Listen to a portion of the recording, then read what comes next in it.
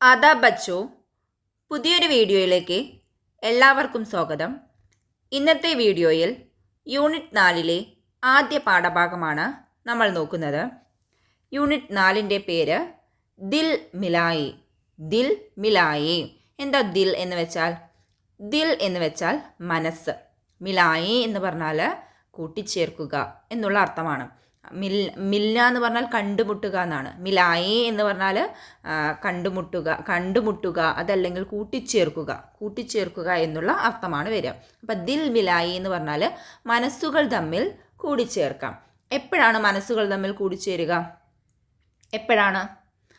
നമുക്കറിയാം, പരസ്പരം സ്നേഹമുള്ള മനസ്സുകൾ തമ്മിൽ മാത്രമാണ് കൂടിച്ചേരുകയുള്ളൂ അല്ലേ? പരസ്പരം എങ്ങനെയാണ് സ്നേഹം ഉണ്ടാവുക?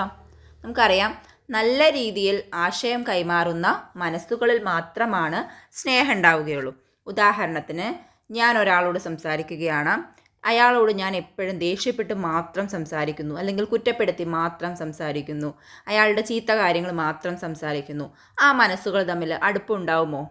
ഒരിക്കലും ഉണ്ടാവില്ല അല്ലേ? ഒരിക്കലും ഉണ്ടാവില്ല. നമ്മൾ നമ്മുടെ നല്ല കാര്യങ്ങൾ അവരുമായിട്ട് പങ്കുവയ്ക്കണം.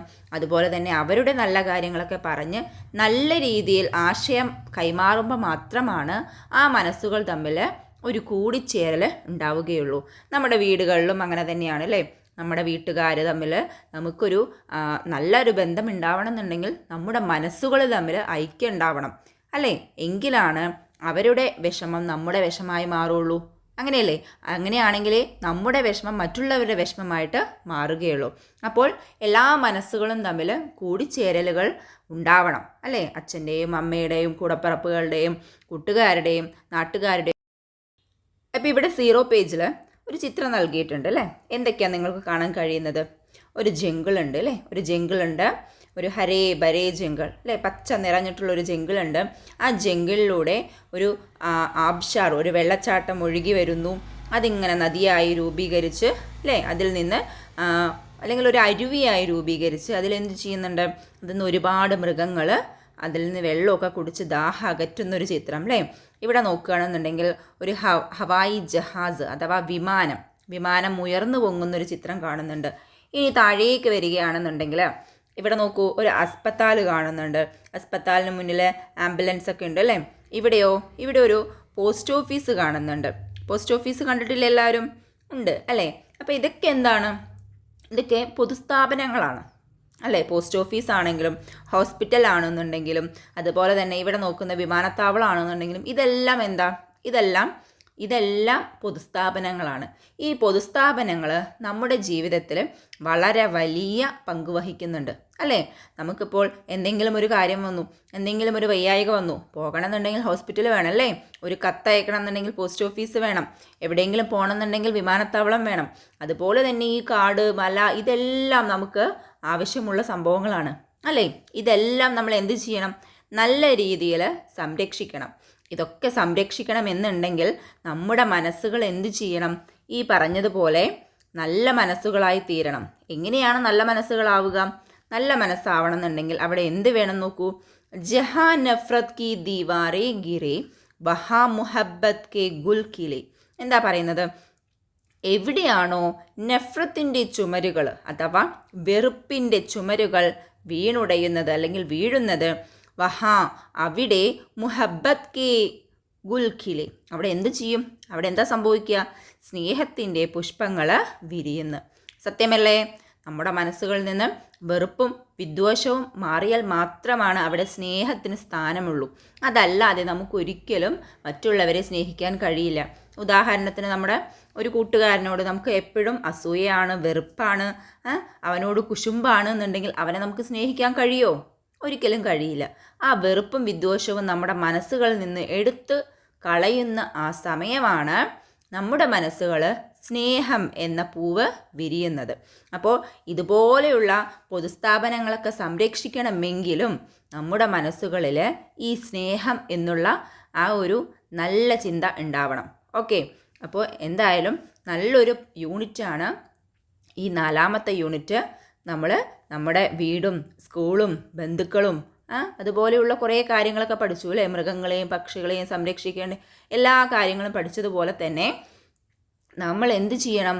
നമ്മുടെ പൊതുസ്ഥാപനങ്ങളും സംരക്ഷിക്കേണ്ടതുണ്ട് എന്നുള്ള മഹത്തായ ആശയമാണ് ഈ ഒരു പാഠഭാഗത്തിലൂടെ നമുക്ക് മുന്നിലേക്ക് എത്തിക്കുന്നത്.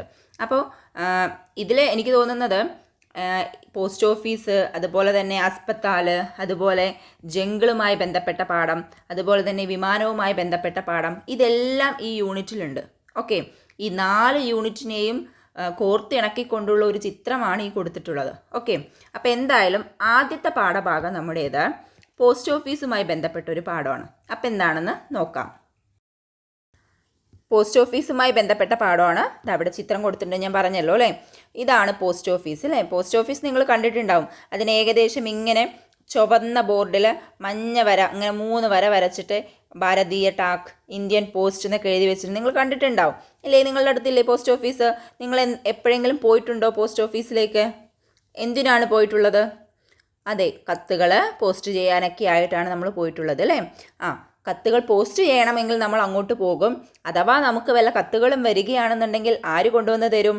അതെ, ഇവിടെയുള്ള ഈ പോസ്റ്റ് മാനായിരിക്കും നമുക്ക് കൊണ്ടുവന്ന് തരിക. അപ്പോൾ പോസ്റ്റ് ഓഫീസ് എന്ന് പറയുന്നത് ഒരു കേന്ദ്ര സർക്കാർ സ്ഥാപനമാണ്. നമ്മളും ഇതുപോലെ പോയിട്ടുണ്ട് അല്ലേ. പക്ഷെ നമുക്ക് അധികം അങ്ങനെ പോവേണ്ട ആവശ്യം വരുന്നില്ല. കാരണം നമ്മൾ ഇന്ന് ഒരു ആധുനിക കാലഘട്ടത്താണ് ജീവിക്കുന്നത് അല്ലേ. ഇവിടെ ഒരുപാട് സാങ്കേതിക അല്ലെങ്കിൽ നൂതന സാങ്കേതിക വിദ്യകൾ ഉണ്ട്. നമുക്ക് പണ്ട് ഈ കത്തൊക്കെ അയച്ചു കഴിഞ്ഞാൽ ഒരാഴ്ചയും ഒരു മാസവും ഒക്കെ വെയിറ്റ് ചെയ്താലായിരുന്നു നമ്മൾ എഴുതിയ ഒരു സംഭവം മറ്റൊരാൾക്ക് എത്തി അത് അവരറിയുന്നുള്ളൂ. പക്ഷെ ഇപ്പം അതിൻ്റെ ആവശ്യമില്ല അല്ലേ. നമുക്ക് ലൈവായിട്ട് ഇപ്പം നടന്നുകൊണ്ടിരിക്കുന്ന കാര്യം ഇപ്പം തന്നെ അവർക്ക് എഴുതൽ മാത്രമല്ല, കാണാനും കേൾക്കാനും എല്ലാത്തിനുമുള്ള അവസരം ഇപ്പം നമ്മുടെ അടുത്ത് ഉണ്ട്. അപ്പോൾ പണ്ട് കാലത്ത് ഇവിടെയുള്ള ആളുകൾ, അല്ലെങ്കിൽ പണ്ട് കാലത്ത് ഇപ്പോഴും ഉപയോഗിക്കുന്നുണ്ട്, പക്ഷെ വളരെ റെയറാണെന്ന് മാത്രം. അപ്പോൾ ആ സമയത്ത് ആശയ കൈമാറ്റത്തിനായിട്ട് ഉപയോഗിച്ചിരുന്ന ഒരു വലിയ ഒരു ആശയവിനിമയ രീതിയായിരുന്നു കത്തെഴുത്ത്. നമുക്ക് നമ്മുടെ പാഠം ആരംഭിക്കാം. നോക്കൂ, ജമീൽ ചട്ടി ജമാഅത്ത് മേ പഠ്താ ഹെ. ജമീൽ 6ാം ക്ലാസ്സിലാണ് പഠിക്കുന്നത്. നസ്മഹാനി കെ മുഖാബലെ മേ വോ അവൽ ആയ. പദ്യം ചൊല്ലൽ മത്സരത്തിൽ അവൻ 1ാമതായി. ഗറാക്കർ അമ്മീക്കോ ഹൂഷ് ഹബരീദി.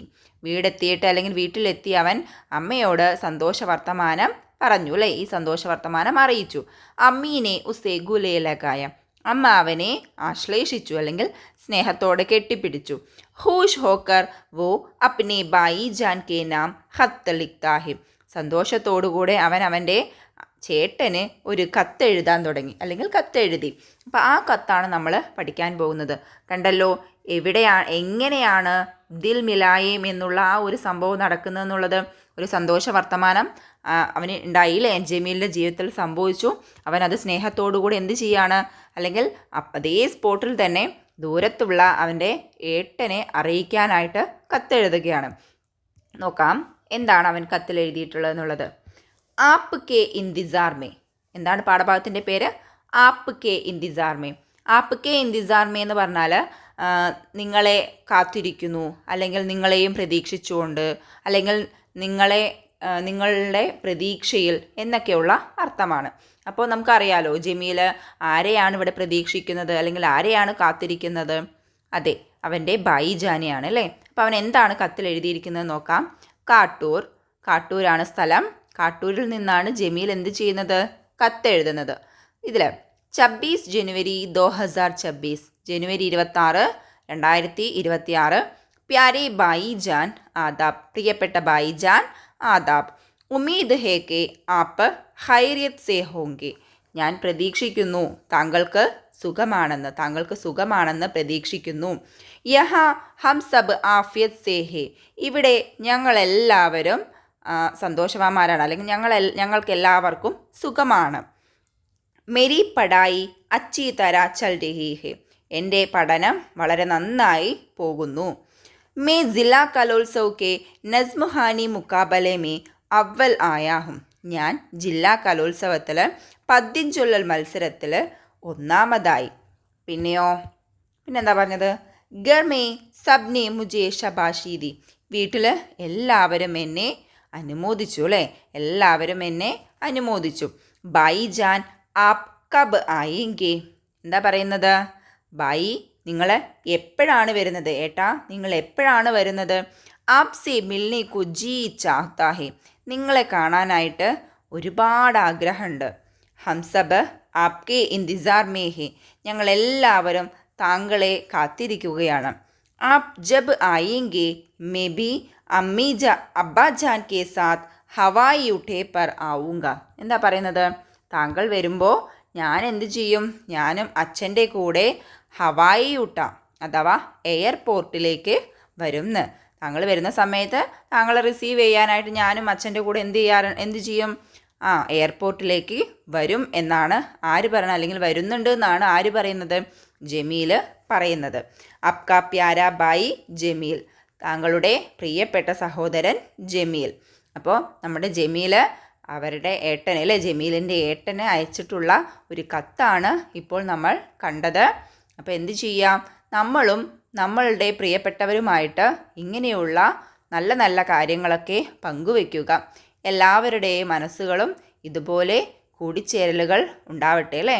കാരണം അവൻ്റെ മനസ്സിൽ അവൻ്റെ ഏട്ടനോട് അത്രയും സ്നേഹമുള്ളത് കൊണ്ടാണ് അവൻ എന്ത് ചെയ്തത്? അവൻ്റെ ജീവിതത്തിൽ ഒരു നല്ല കാര്യം സംഭവിച്ചപ്പോൾ അത് വേഗം, ദൂരെയാണെങ്കിലും ആ ദൂരമൊക്കെ മറന്ന് ഏട്ടനെ അറിയിക്കാനായിട്ട് കൊതിച്ചത് അല്ലേ. അതുപോലെ നമ്മളും ആവട്ടെ, നമ്മളുടെ മനസ്സുകളും നമ്മുടെ മനസ്സുകൾ, എല്ലാവരുടെ മനസ്സുകളും അല്ലേ, മനസ്സുകൾ പരസ്പരം ഇതുപോലെയുള്ള സ്നേഹബന്ധങ്ങൾ വളർത്തിയെടുക്കുക. ഓക്കെ, അപ്പോൾ എന്തായാലും ഈ പാഠഭാഗത്തിലെ പ്രവർത്തനങ്ങളുമായിട്ട് അടുത്ത വീഡിയോയിൽ വരാം. ഹുദാ ഹാഫിസ്.